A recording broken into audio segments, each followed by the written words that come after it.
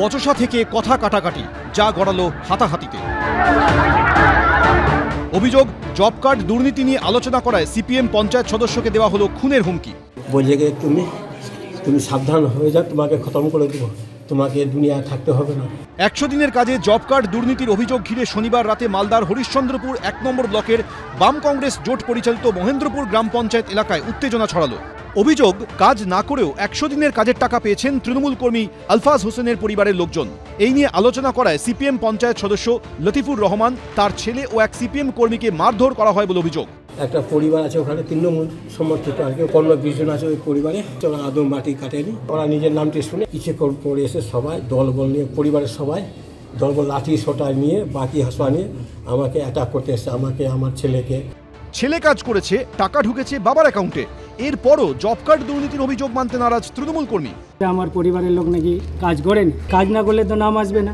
ওর বাবার অ্যাকাউন্টে হয়তো টাকা ঢুকেছে, ওর ছেলে কাজ করেছে, হতেই পারে ওর হয়তো জব কার্ড নাই, ওর ছেলের টাকাটা ওর বাবার অ্যাকাউন্টে ঢুকেছে।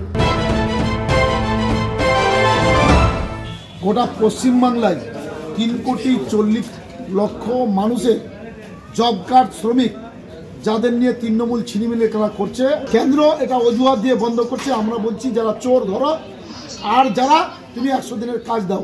কাজ করেছে বলেই সেই রোস্টারে তালিকাটা নাম আছে। মুখ্যমন্ত্রী আমাদের লড়াই করে শ্রমিক ভাইদের টাকা পাইয়ে দিয়েছে। কেউ বা কারা যদি কোনো কিছু হুজ্জুতি করতে যায়, তাহলে তার প্রতিফল তো কিছু হবেই। হরিশ্চন্দ্রপুরে তৃণমূল ও সিপিএম এর মধ্যে সংঘর্ষের ঘটনায় 5 জন আহত হয়েছেন। এই ঘটনায় দুপক্ষই হরিশ্চন্দ্রপুর থানায় অভিযোগ দায়ের করেছে। করুণাময় সিংহ, এবিপি আনন্দ, মালদা।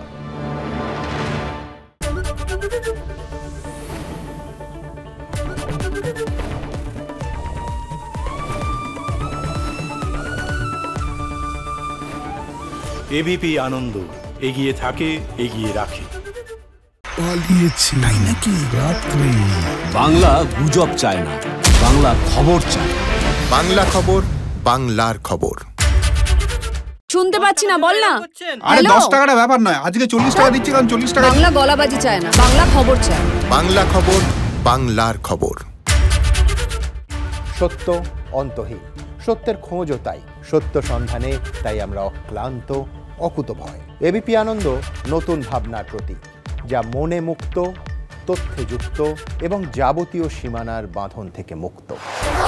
সীমা না শব্দটির মধ্যে লুকিয়ে আছে মানা শব্দটি, যেন চোখ রাঙানি এক অদৃশ্য ব্যানাজার, যা আটকে রাখে আমাদের এক ছোট্ট গণ্ডির মধ্যে। একমাত্র সঠিক খবরই গড়ে তুলবে এক মুক্ত সমাজ। সেই জগৎ গড়ার লক্ষ্যে কোনো সীমানার ঠুকুটি আমরা মানব না। এবিপি আনন্দ, এগিয়ে থাকে, এগিয়ে রাখে।